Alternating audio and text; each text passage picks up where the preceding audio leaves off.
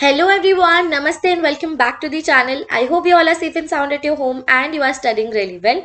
So guys, as you've already read from the title and seen from the thumbnail, this video is going to be lecture number 1 of Semiconductors chapter. So Semiconductor chapter is chapter number 14 of class 12 physics and ये हमारी पूरे physics का सबसे ज़्यादा simple chapter है and काफ़ी scoring chapter भी है.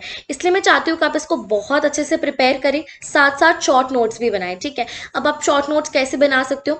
एक नोटबुक ले सकते हो, पेन के साथ साथ साथ जो भी मैं लिखा रही हूँ लाइक आपको स्क्रीन पे जो दिख रहा है वो आप नोट डाउन कर सकते हो. नहीं तो अगर आप चाहते हो कि आप डिटेल्ड नोट्स बनाओ लाइक पूरा के पूरा अच्छे से लिखो, तो आप क्या कर सकते हो कि डिस्क्रिप्शन बॉक्स में ये पूरा प्रेजेंटेशन का आपको पीडीएफ लिंक मिल जाएगा, वहां से जाके आप इसको डाउनलोड कर सकते हैं, देन आराम से बैठ के लिख सकते हैं. ठीक है, सो आप ये एकदम थ्योरी बेस्ड चैप्टर है, इसलिए इसमें आपको नोट्स बनाना इंपॉर्टेंट है. सो आप नोट्स अच्छे से बनाए तो आप बहुत अच्छा स्कोर इस चैप्टर में कर पाएंगे. ठीक है, सो अब हम इस लेक्चर को स्टार्ट कर देते हैं. सबसे पहले हम देखते हैं कि आज के इस लेक्चर में हम क्या क्या टॉपिक्स कवर करने वाले हैं. हम कुछ 6 टॉपिक्स इन टोटल कवर करने वाले हैं, starting from classification of solids, then types of semiconductor, then energy bands of solid, then distinguish between conductor, insulator and semiconductor, then intrinsic and extrinsic semiconductors. सबसे पहले हम हमारा फर्स्ट टॉपिक को start करते हैं, which is classification of solid. तो यहाँ पर हम सॉलिड को क्लासिफाई कर रहे हैं उनकी कंडक्टिविटी के बेसिस पे. तो मैं लिख देती हूँ classification of solids on the basis of their conductivity. उनकी कंडक्टिविटी के बेसिस पे यहाँ पर अपन उनको क्लासिफाई कर रहे हैं.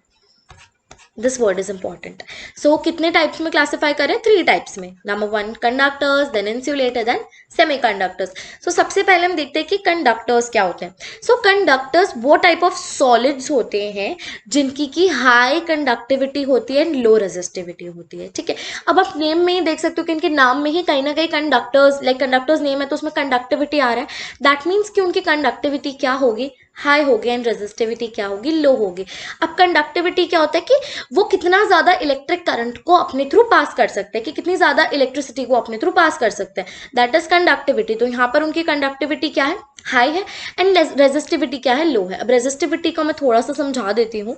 ठीक है, रेजिस्टिविटी हम रेजिस्टेंस को क्या लिखते हैं? रो एल बाय लिखते हैं. बेसिक से एकदम समझा रही हूँ क्योंकि हमारा ये मेरे चैनल पे फर्स्ट चैप्टर है, तो इसलिए मैं एकदम डिटेल से इसके बारे में बताऊंगी. नहीं तो जिन लोगों ने 3rd चैप्टर वगैरह पढ़ रखा है उनको आता होगा, बट जिन्होंने मेरे चैप्टर लाइक मेरे चैनल से स्टार्ट करा फिजिक्स को तो एकदम डिटेल से आई टेल यू.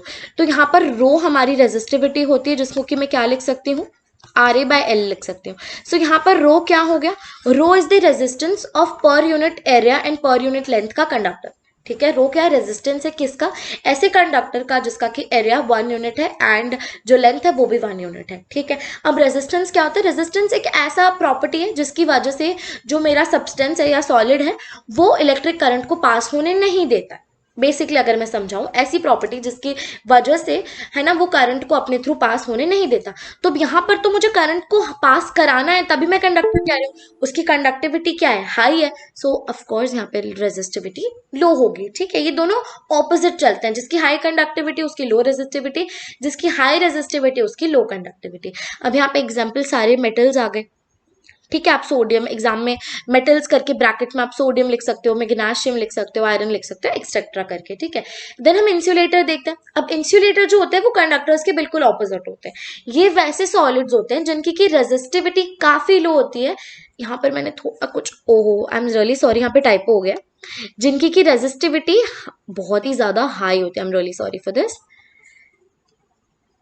एंड उनकी कंडक्टिविटी काफी लो होती है. बिल्कुल उनकी जो रेजिस्टिविटी होती है वो बहुत ज्यादा हाई होती है कि वो करंट को अपने थ्रू बिल्कुल पास ही नहीं होने देते. एंड कंडक्टिविटी ऑफ कोर्स लो होगी. अब देखो मैं बोल रही हूँ कि वो उनकी रेजिस्टिविटी हाई है, दैट मीन्स वो अपने थ्रू करंट को नहीं पास होने दे सकते. ठीक है, होने ही नहीं दे रहे, तो उसका सीधा सा मतलब क्या हो गया कि उनकी कंडक्टिविटी क्या हो गई? बिल्कुल ही लो हो गई. एग्जाम्पल्स हमारा डायमंड आ गया, रबर आ गया, प्लास्टिक आप लिख सकते हो एंड एक्सेट्रा. देन हम आते हैं थर्ड पे. थर्ड टाइप हो गया सेमीकंडक्टर्स, जो कि हमारा पूरा चैप्टर है. ठीक है, अब सेमीकंडक्टर्स वो सॉलिड होते हैं जिनकी की कंडक्टिविटी एंड रेजिस्टिविटी दोनों कंडक्टर्स एंड इंसुलेटर के बीच में लाई करती है. मतलब अगर मैं यहाँ कंडक्टर्स लिखूं, यहाँ मैं इंसुलेटर लिखूं, तो उनके बीच में लाई करेंगे मेरे सेमीकंडक्टर्स. ठीक है, कि न तो उनकी कंडक्टिविटी कंडक्टर्स जितनी हाई होती है, न तो इंसुलेटर जितनी लो होती है, and same with the resistivity. ठीक है, इसके एग्जाम्पल्स क्या हो गए ये तो आपको बिल्कुल रट लेने हैं गाइस. ठीक है, you need to remember these example very well. Let me just highlight it for you. Examples हो गए सिलिकॉन एंड जर्मेनियम, बहुत इंपॉर्टेंट है. ठीक है, अब हम चलते हैं हमारे नेक्स्ट टॉपिक पे. I hope this is very very clear, है ना. The next topic is types of semiconductor. अब सेमीकंडक्टर्स के हमारे कितने टाइप्स होते हैं? सो दो टाइप होते हैं यहाँ पर. सबसे पहला element semiconductors and second is compound semiconductor. अब एलिमेंट सेमीकंडक्टर आप नाम से समझ सकते हो कि वो सेमीकंडक्टर्स जो कि अपनी एलिमेंटल फॉर्म में सेमीकंडक्टर्स की तरह बिहेव करते हैं, उनको हम एलिमेंट सेमीकंडक्टर्स कहते हैं. और कंपाउंड मतलब जो कि कुछ कंपाउंड बना के सेमीकंडक्टर्स की तरह बिहेव करते हैं, उनको कंपाउंड सेमीकंडक्टर कहते हैं. अभी हम एलिमेंट सेमीकंडक्टर्स के एग्जांपल देखकर आए हैं, जो कि है सिलिकॉन एंड जर्मेनियम. तो यही दोनों आपको यहाँ पर याद करने हैं. ठीक है, ये एलिमेंट सेमीकंडक्टर्स के एग्जांपल हो गए. अब कंपाउंड में फर्दर 3 टाइप्स के आते हैं. Number 1 is inorganic semiconductors, number 2 is organic semiconductors and the third one is organic polymer semiconductors. ठीक है, अब इनऑर्गेनिक सेमीकंडक्टर के आपको एग्जांपल याद रखना है, बिकॉज इस पार्ट से, इस स्लाइड से आपका एक क्वेश्चन एग्जाम में आना ही आना है. ठीक है, सो इस स्लाइड को आपको एकदम अच्छे से याद कर लेना है, क्योंकि जो एग्जाम्पल्स मैं बताने वाली हूँ यहाँ वाले, इनसे क्वेश्चन आएगा ही आएगा. तो आप एकदम मोस्ट इंपॉर्टेंट करके एग्जाम्पल याद कर लो. तो इनऑर्गेनिक के एग्जाम्पल्स क्या हो गए? Cadmium sulphide, okay, then gallium arsenide, cadmium selenide and then indium फोस्फाइड.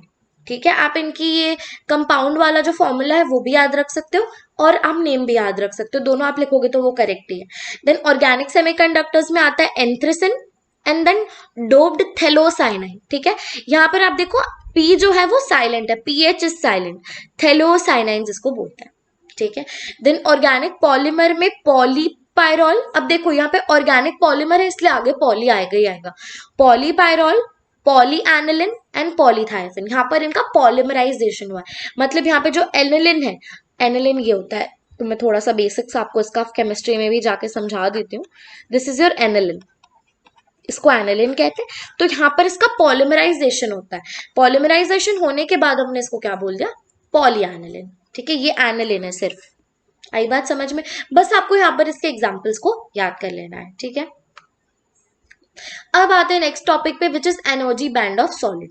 तो यहाँ पर पूरा अच्छे से इस टॉपिक को समझते हैं, बिकॉज ये टॉपिक काफी इंपॉर्टेंट है एंड पूरे चैप्टर में आपको ये टॉपिक काम में आने वाला है. ठीक है, so let me just change the colour. Okay, so सबसे पहले हमारी जो बैंड थ्योरी है वो क्या है? इसको यहाँ पर मैं स्लैश करके बैंड थ्योरी भी लिख सकती हूँ, क्योंकि कहीं बुक्स वगैरह में आप देखोगे तो बैंड थ्योरी के नाम से भी ये टॉपिक दे रखा है. तो बैंड थ्योरी ऑफ जो सॉलिड है वो बेसिकली कि किस तरीके से मेरा जो इलेक्ट्रॉन है वो सॉलिड के अंदर मूव कर रहा है, क्या स्टेट डिस्क्राइब कर रहा है, वो सब कौन दिखाता है? बैंड थ्योरी दिखाता है. आई नो ये थोड़ा सा बोरिंग हो सकता है इनिशियल पार्ट, बट जैसे हम अभी जाएंगे थोड़ा आगे बहुत इंटरेस्टिंग होने वाला है. ठीक है, अब यहाँ पर आपको पता ही होगा कि सारे मॉलिक्यूल्स में कुछ एनर्जी लेवल्स होते हैं जिनको कि हम डिस्क्रीट एनर्जी लेवल्स बोलते हैं. डिस्क्रीट क्या बोलते हैं? Energy levels. ठीक है, कि ग्राउंड स्टेट पे एनर्जी है, देन एनर्जी बढ़ती जाती है, जैसे ग्राउंड स्टेट हो गया, देन ये एक्साइटेड स्टेट, इसको क्या बोलते हैं? First excited state. मतलब पहले जो भी मेरा कंपाउंड, लाइक जो भी मेरा मेटल वगैरह है, एटम है, उसके इलेक्ट्रॉन ग्राउंड स्टेट में होते हैं.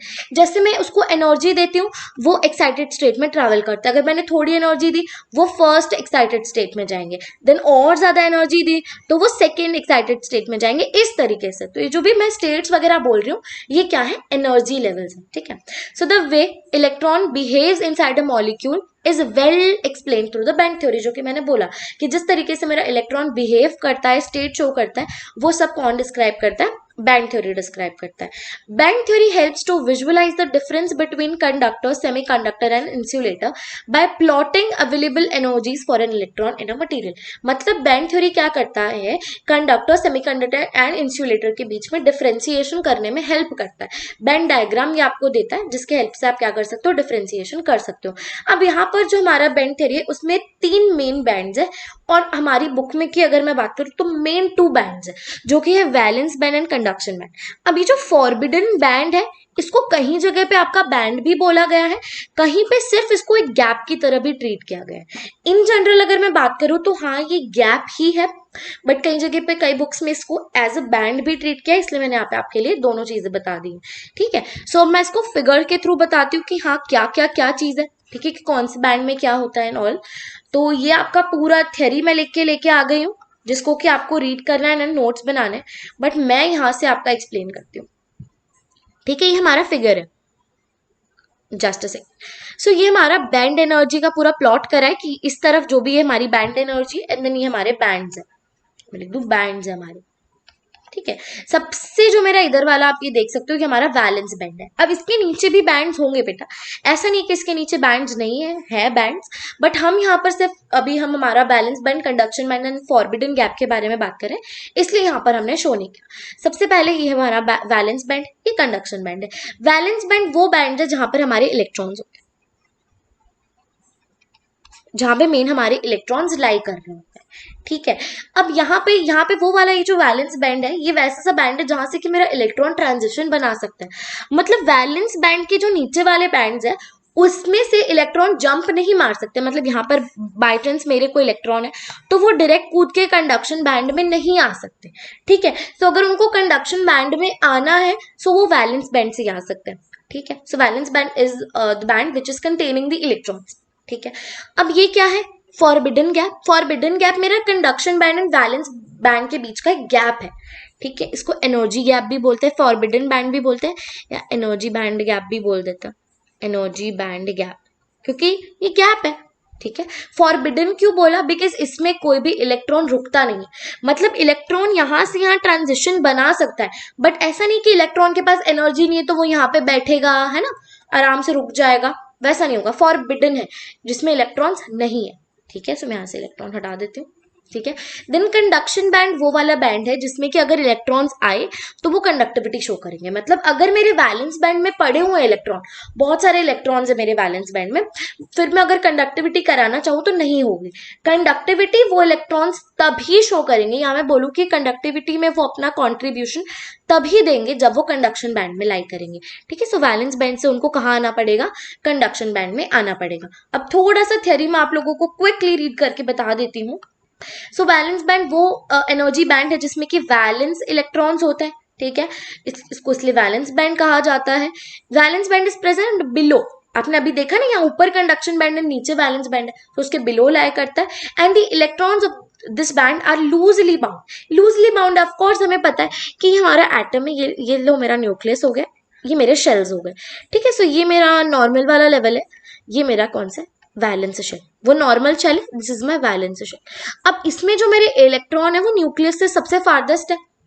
सबसे फारदेस्ट मेरे न्यूक्लियस से कौन से वाले इलेक्ट्रॉन होंगे, वैलेंस वाले, इसलिए ये न्यूक्लियस से सबसे ज्यादा लेस अट्रैक्टेड है। ठीक है, इसलिए ये बाहर जा सकता है। समझ में आई बात। Then coming to conduction band, the energy band that consist of free electrons energy level is known as conduction band. For electrons to be free, external energy must be applied such that valence electron get pushed to the conduction band and become free. become free मतलब ये conductivity में contribution दिखा सकते हैं। आई बात समझ में, और उनको एनर्जी देनी पड़ेगी। मतलब मुझे समझो इस चीज को, जस्ट अ सेकेंड, यस, अगर मुझे इलेक्ट्रॉन को वैलेंस बैंड से कंडक्शन बैंड में लाना है तो मुझे एनर्जी देनी पड़ेगी। ठीक है, सीधी सी बात है, विदाउट एनर्जी वो अपने आप से नहीं चले जाएंगे। Then forbidden band, the energy gap between valence band and conduction band is known as forbidden band which is also known as forbidden gap. ये चीज को अंडरलाइन कर देते हैं, forbidden gap. The electrical conductivity of solid is determined, ये बहुत important चीज है, this is very very important. इसमें बच्चे बहुत गड़बड़ करते हैं, क्या चीज, कि the electrical conductivity of solid is determined by forbidden gap and also classification of material is done by the forbidden gap. ये वेरी इंपॉर्टेंट, इस चीज को हटा देते हैं, वेरी इंपॉर्टेंट। ये जो ग्रीन से अंडरलाइन की गई लाइंस है इनको मैं बॉक्स में कवर कर देती हूँ, वेरी इंपॉर्टेंट है। ठीक है, क्योंकि हमको क्या लगता है कि कंडक्टिविटी जो है वो हमारी कंडक्शन बैंड से डिटरमाइंड है। मैं अगर जनरली बच्चों को पूछूंगी तो वो कंडक्शन बैंड का ही नाम लेंगे 95%। ठीक है, बट होता नहीं है, वो डिपेंड किस पे करती है, I am sorry, forbidden band पे डिपेंड करती है। क्यों, अब बात को समझो। अगर मैं बोलती हूँ कि भाई मेरा अगर फॉरबिडन गैप बहुत लार्ज है, मतलब वो इतना ज्यादा बड़ा है, तो मेरे इलेक्ट्रॉन वैलेंस बैंड से कंडक्शन बैंड में जा ही नहीं पाएंगे ना। अब जब मेरे इलेक्ट्रॉन वैलेंस बैंड से कंडक्शन बैंड में जा ही नहीं पाएंगे तो मेरा कंडक्शन बैंड कैसे कंडक्टिविटी में कंट्रीब्यूट करेगा, है ना। तो इसलिए कि कितना फॉरबिडन गैप है, अगर छोटा फॉरबिडन गैप है तो ज्यादा कंडक्टिविटी होगी, अगर बहुत बड़ा फॉरबिडन गैप है तो मेरे इलेक्ट्रॉन यहीं रुक जाएंगे, कंडक्शन बैंड में जा ही नहीं पाएंगे। इसलिए इस चीज को समझो कि जो कंडक्टिविटी है वो कौन डिटरमाइन कर रहा है, ये गैप डिटरमाइन कर रहा है। इस गैप के बेसिस पे हम बात करते हैं, ठीक है। सो इस चीज को बहुत इंपॉर्टेंट करना है, नोटबुक में जरूर लिखो। सो ये हो गया हमारा बैंड थ्योरी, ठीक है, कि किस तरीके से क्या बैंड्स होते हैं। तो I hope it is very very clear to you. अब हम आते हैं distinguish between conductor, insulator and semiconductors. सबसे पहले हम देखते हैं कंडक्टर्स। तो कंडक्टर्स वो होते हैं जिनमें कि बीच में कोई गैप ही ना हो, मतलब कंडक्शन बैंड और वैलेंस बैंड के बीच में कोई गैप ना हो, नो गैप, जिसमें कि गैप ही नहीं होता है, ठीक है, वो कौन होते हैं, कंडक्टर्स होते हैं, ठीक है। अब किसी किसी केस में कुछ कुछ मेटल्स में जो कंडक्शन बैंड और वैलेंस बैंड है वो ओवरलैप भी कर रहे होते हैं, मतलब समझो ये मेरा कंडक्शन बैंड है और यहीं कहीं तो वैलेंस बैंड आ गया, इस तरीके से भी किस किस केस में होता है। इसमें क्या हो गया, अब आप खुद ही समझ पाओगे कि बीच में कोई गैप ही नहीं है, तो मेरे इलेक्ट्रॉन जो आए फट से यहाँ चले गए, जो इलेक्ट्रॉन इधर आ गए वो इधर चढ़ गए, है ना। तो उनको कुछ एनर्जी देने की जरूरत ही नहीं पड़ेगी, रूम टेम्परेचर पे आराम से वो जा सकते हैं, ठीक है। Then the conduction band is only partially filled, ठीक है। हाँ, कंडक्टर जो कंडक्शन बैंड है वो पार्शली फिल्ड होगा, मतलब उसमें कुछ इलेक्ट्रॉन्स होंगे, ठीक है। This means there are spaces for electrons to move into, मतलब उसमें कुछ स्पेसेस होंगे, ऐसा नहीं कि कंडक्शन बैंड पूरा फुल है कि आप दूसरे इलेक्ट्रॉन्स जा ही नहीं पाएंगे, ओनली पार्शली फिल्ड है, मतलब कंडक्टिविटी वो स्टिल शो कर सकता है, बट हाँ कुछ नए इलेक्ट्रॉन्स के लिए भी जगह होती है, ठीक है। when electrons for the valence band move into the conduction band they are free to move, thus allows conduction, यहाँ पे कंडक्शन अलाउ हो जाता है, ठीक है। देन आते हैं हम इस मेन चीज पे जिससे कि आपको पूरा कॉन्सेप्ट क्लियर हो जाएगा। जस्ट अ सेकेंड, यहाँ पर मैंने इंसुलेटर एंड सेमीकंडक्टर की भी थ्योरी लिखी है, फट पढ़ लेती हूँ एंड देन मेन चीज वो डायग्राम है, उससे सब क्लियर हो जाएगा। इंसुलेटर में क्या होता है, देखो समझ सकते हो आप कि इंसुलेटर कंडक्टिविटी नहीं शो कर सकते, मैंने इनिशियली बताया था। अब कंडक्टिविटी नहीं शो कर सकते मतलब मेरे वैलेंस बैंड से कंडक्शन बैंड में इलेक्ट्रॉन्स नहीं जा पा रहे। अब वो कैसे नहीं जा पा रहे होंगे, कब नहीं जा पा रहे होंगे, वो तब नहीं जा पा रहे होंगे जब मेरा फॉरबिडन गैप बहुत ज्यादा होगा। सो इसमें जो गैप है वो बहुत ज्यादा लार्ज होगा, ठीक है। सो वैलेंस बैंड यहाँ पे ऑफकोर्स फुल होगा एंड यहाँ पर कंडक्शन बैंड क्या होगा, एम्प्टी होगा, बिल्कुल खाली होगा, ठीक है। Only the electrons in the conduction band can move easily, so because there aren't any electrons, यहाँ पर मतलब इलेक्ट्रॉन सिर्फ कंडक्शन बैंड वाले ही फ्रीली मूव कर सकते हैं और यहाँ पर तो है ही नहीं, इलेक्ट्रॉन्स कंडक्शन बैंड में है ही नहीं, इसलिए जो इंसुलेटर है वो कंडक्टिविटी शो नहीं कर सकते, ठीक है। अब सेमीकंडक्टर्स पे आते हैं। सेमीकंडक्टर में जो गैप है वो वैलेंस बैंड और कंडक्शन बैंड के बीच का स्मॉलर, मतलब इंसुलेटर का बहुत ज्यादा गैप है और कंडक्टर में है ही नहीं, यहाँ सेमीकंडक्टर के केस में क्या है तो सही गैप बट छोटा है। तो at room temperature there is sufficient energy available to move some electrons from the valence band to the conduction band, मतलब जो हमारा रूम टेम्परेचर होता है हम जनरली 25 to 28 डिग्रीज जिसको बोलते हैं, है ना, सेल्सियस में, तो क्या होता है कि उसमें हमारे इलेक्ट्रॉन्स क्रॉस कर जाते हैं फॉरबिडन एनर्जी गैप को, इसलिए थोड़ा कंडक्शन होता है, कंडक्टर्स जितना नहीं बट हाँ थोड़ा कंडक्शन होता है। और जैसे जैसे आप टेम्परेचर बढ़ाते जाओगे कंडक्टिविटी बढ़ेगी, क्यों बढ़ेगी, क्योंकि ज्यादा इलेक्ट्रॉन्स वैलेंस बैंड से कंडक्शन बैंड में जाने लगेंगे, ठीक है। देखो यहाँ लिख रखा है because more electrons will have enough energy to move into conduction band, very very simple. अब इस डायग्राम से पूरी चीज मैं आपकी क्लियर करती हूँ। Let me just take a different colour, yes. So ये हो गया हमारा इंसुलेटर का। ये देखो हमारा फील्ड बैंड है जिसके बारे में हम पहले बात करी थी ना उस फिगर में कि यहाँ पर दे नहीं रखा है, ये वो वाला बैंड होता है, ठीक है। तो यहाँ पर इसका तो हमारा कोई मतलब ही नहीं, ये हमारा वैलेंस बैंड है, ये हमारा कंडक्शन बैंड है। अब यहाँ पे जो फॉरबिडन एनर्जी गैप है उसको ईजी से रिप्रेजेंट करते हैं, ईजी से, ठीक है। ये बैंड गैप है, आप खुद देख सकते हो कि कितना ज्यादा बैंड गैप है ना, बहुत ज्यादा गैप हो गया है यहाँ पे। अब ये वाला आता है सेमीकंडक्टर्स का। सेमीकंडक्टर्स का ये देखो जो गैप है ये वाला, ये जिसको मैं रेड से हाईलाइट कर रही हूँ, देखो ये ये गैप है, एकदम थोड़ा सा गैप आपको दिख रहा होगा ना, बस इतना सा ही गैप होता है। एंड यहाँ पर यू कैन सी कि जो मेरा कंडक्शन बैंड है, अब इधर वाले डायग्राम में थोड़ा सा क्लियर नहीं है, मैं आपको ड्रॉ करके बताती हूँ, just give me a minute, yes. So जो ये वाला है इतना, जो आपको मैं ब्लू से हाईलाइट कर रही हूँ, ये मेरा कंडक्शन बैंड है एंड अब मैं जो येलो से हाईलाइट करूंगी वो मेरा वैलेंस बैंड है। समझ में आ रही है कुछ कुछ चीज समझ में आई। देखो जो अब ये वाला जो चीज आ गया दोनों कलर्स जिसमें आ गए, ये क्या ओवरलैपिंग हो रही है, यहाँ पर conduction band and valence band की क्या हो रही है, ओवरलैपिंग हो रही है। सो ये पूरी चीज जो थ्योरी में पढ़ाई वो पूरा चीज आपको मैंने पिक्चर में दिखा दिया है, इसलिए सब कुछ आपका क्लियर हो गया होगा। ठीक है, सो ये वाला टॉपिक भी हमारा कंप्लीट हो चुका है, डिस्टिंग्विशन जो हमको करना था। अब यहाँ पर एक टर्म आती है जिसका नाम है डोपिंग। अब डोपिंग क्या होता है उसको देखते हैं। सो डोपिंग बेसिकली एक प्रोसेस है, ठीक है। क्या प्रोसेस है कि जो हमारा प्योर सेमीकंडक्टर है उसके अंदर कुछ इम्प्योरिटी का एडिशन करना डोपिंग कहलाता है। So the process of deliberate addition of desirable, हमारी मनचाही इम्प्योरिटी का addition atom, desirable impurity atom to a pure semiconductor to modify its property, उसकी प्रॉपर्टी को कुछ चेंज करने के लिए इन अ कंट्रोल्ड मैनर। अब कंट्रोल्ड मैनर लिखना भी जरूरी है, ऐसा नहीं कि मन चाह मतलब मैंने इतना सा सिलिकॉन लिया उसमें दे भर के मैंने इम्प्योरिटी डाल दी, ऐसा नहीं। ठीक है, एक कंट्रोल्ड वे में पूरा प्रोसेस प्रॉपरली काम करता है। ठीक है, ऐसा नहीं कि हाथ में लिया मिक्स कर दिया, नहीं है ना, एक काफी अच्छे से सिस्टमैटिकली प्रोसेस काम करता है। सो क्या हो गया डोपिंग, बेसिकली इम्प्योरिटी एडिशन। यहाँ पर मैं अगर एकदम सिंपलर भाषा में लिखूं तो वो क्या होता है, इम्प्योरिटी एडिशन, इम्प्योरिटी एडिशन। ठीक है, इसको डोपिंग कहते हैं। अब आते हैं हम इंट्रिंसिक एंड एक्सट्रिंसिक सेमीकंडक्टर्स पे। तो इंट्रिंसिक एंड एक्सट्रिंसिक सेमीकंडक्टर्स को पढ़ने के लिए, उसको समझने के लिए डोपिंग आना जरूरी है, इसलिए मैंने यहाँ पे पहले आपको डोपिंग बता दिया। ठीक है, अब आते पहला इंट्रिंसिक सेमीकंडक्टर्स। इंट्रिंसिक सेमीकंडक्टर क्या होते हैं, प्योर सेमीकंडक्टर्स। प्योर सेमीकंडक्टर्स को क्या कहते हैं, इंट्रिंसिक सेमीकंडक्टर्स कहते हैं। ये देखो, they are often refer to as pure semiconductor, मतलब जिसमें कि कोई डोपिंग नहीं होती है। These are fundamentally undoped semiconductors.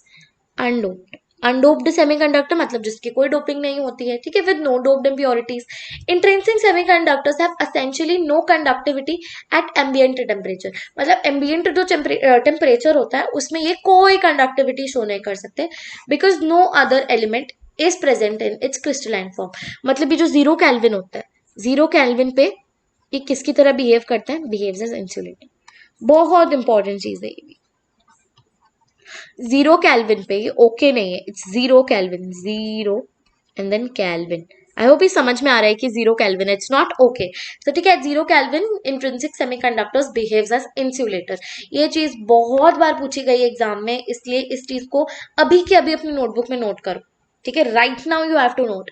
आपको सेशन ऑन एंड होने की भी वेट नहीं करनी, बिकॉज ये बहुत बार आया है कि 0 केल्विन पे सेमीकंडक्टर किसकी तरह बिहेव करते हैं, कंडक्टर, इंसुलेटर, या है ना, इस तरीके से ऑप्शंस दे दिए थे। तो इसलिए ये याद रख लो कि इंसुलेटर की तरह बिहेव करते हैं, कब, एट 0 केल्विन। कौन, सेमीकंडक्टर जनरली भी पूछ सकता है या इंट्रिंसिक सेमीकंडक्टर भी पूछ सकता है। ठीक है, अब इंट्रिंसिक सेमीकंडक्टर का ये बता दे कि कोई इनकी क्या, ये चीज शायद से रिपीट हो चुकी है, सो इसको थोड़ा हटा देना, ये रिपीट हो गई लाइन कि कोई कंडक्टिविटी ये शो नहीं करते, जो मैंने आपको बता दिया। ठीक है, in periodic tables group 4 elements combine to generate inherent semiconductor, however silicon and germanium are the most commonly used material।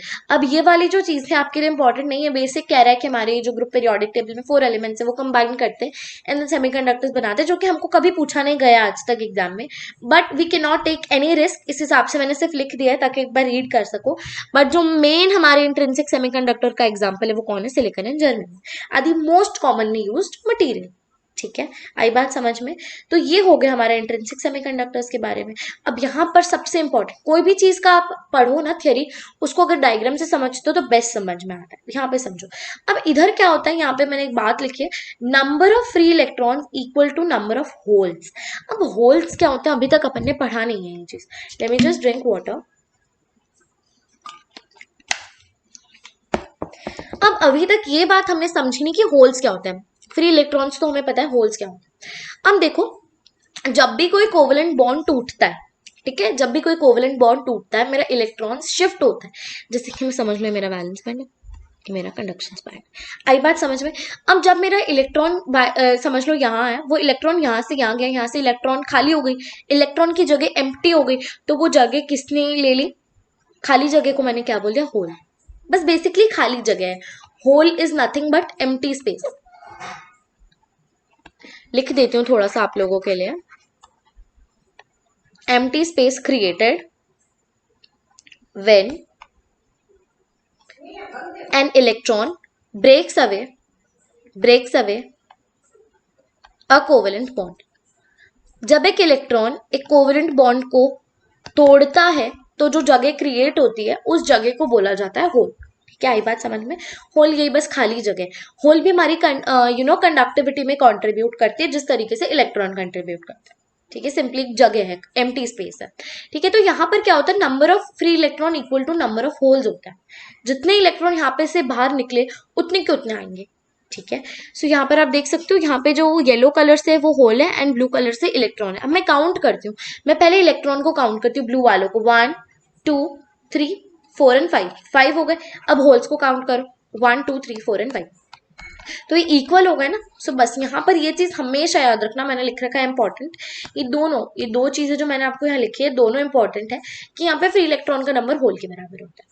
ठीक है, यहाँ पर मैंने जो सेमीकंडक्टर वाला डायग्राम है मैंने सिलिकॉन के लिए लिया है। ये देखो, सिलिकॉन मेरा 4 कोवेलेंट बॉन्ड बना रहा है। सिलिकॉन आपको पता होगा कार्बन फैमिली में, कार्बन फैमिली से बिलोंग करता है। कहे शिव जी सुने पार्वती जी, देखो, कहे शिव जी सुने पार्वती जी।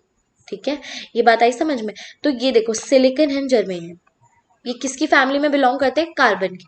तो ये कितने बॉन्ड बनाएंगे? कार्बन कितने बॉन्ड बनाता है एवरीवन क्विकली? 4 बॉन्ड बनाता है। वेरी वेरी सिंपल है ना। तो यहाँ देखो, इसमें 4 बॉन्ड बना रखे हैं, 1 2 3 और 4, सारे के सारों ने 4 बॉन्ड बना रखे हैं।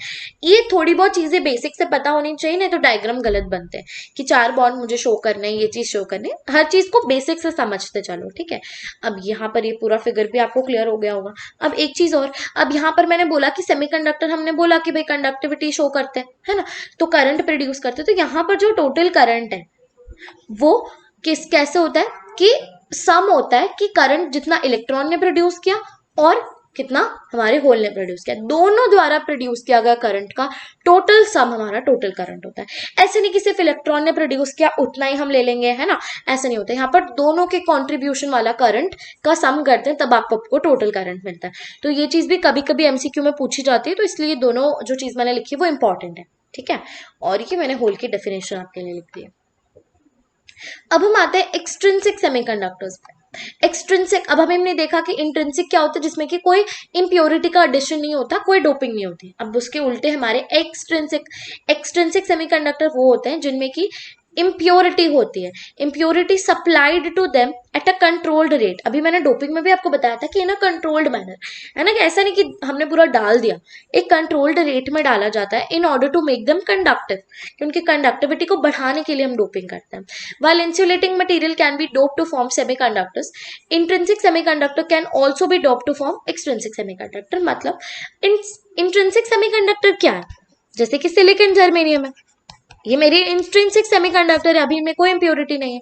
बट जैसे ही मैंने कुछ इंप्योरिटी इसमें डाल दी, कुछ इंप्योरिटी का एडिशन कर दिया, तो ये क्या बन गए? ये एक्सट्रिंसिक। सो मतलब हम क्या कर सकते हैं, इंट्रिंसिक सेमीकंडक्टर की डोपिंग करके उनको एक्सट्रिंसिक में कन्वर्ट कर सकते हैं। ठीक है, these are naturally extremely conductive, बहुत कंडक्टिव होते हैं। क्यों? क्योंकि हमने डोपिंग करी है। डोपिंग का जो पर्सपेक्टिव है वही है कंडक्टिविटी को बढ़ाना। अब यहाँ पर हमारे जो एक्सट्रिंसिक सेमीकंडक्टर है वो 2 टाइप के हैं, P type and N type. Just a second. ठीक है, सो मैं अभी सिर्फ क्विकली आपको थोड़ा सा बता देती हूँ P type and N type के बारे में। बाकी क्योंकि बहुत ज्यादा है हमारा पी टाइप एन टाइप का, तो वो हम नेक्स्ट लेक्चर में कवर करेंगे। अभी बेसिक समझ लो कि जब मेरी सिलिकॉन एंड जर्मेनियम की जो डोपिंग है, ठीक है, जब मेरी सिलिकॉन एंड जर्मेनियम की जो डोपिंग है वो किससे कराई गई हो? ग्रुप 13 से। ग्रुप 13 के एलिमेंट को के साथ डोपिंग कराई हो तो मैं उसको पी टाइप बोलती हूँ।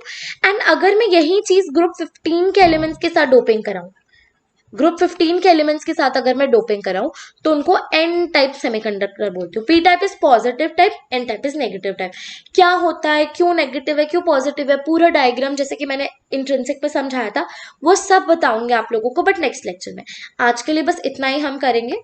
ठीक है, तो इतना आप लोगों को अच्छे से रिवाइज करके आना है। एंड ये जो एनर्जी बैंड मैंने पढ़ाया था आपको, जो एनर्जी बैंड हम पढ़े थे ना, एनर्जी बैंड, जो बैंड थ्योरी, उसके ही कुछ 5 क्वेश्चन से मुझे अच्छे लगे थे, तो आप लोग इसको एक बार जरूर से ट्राई करना। ये वाला क्वेश्चन आप लोगों को खुद से ढूंढना है, this is a homework question for you.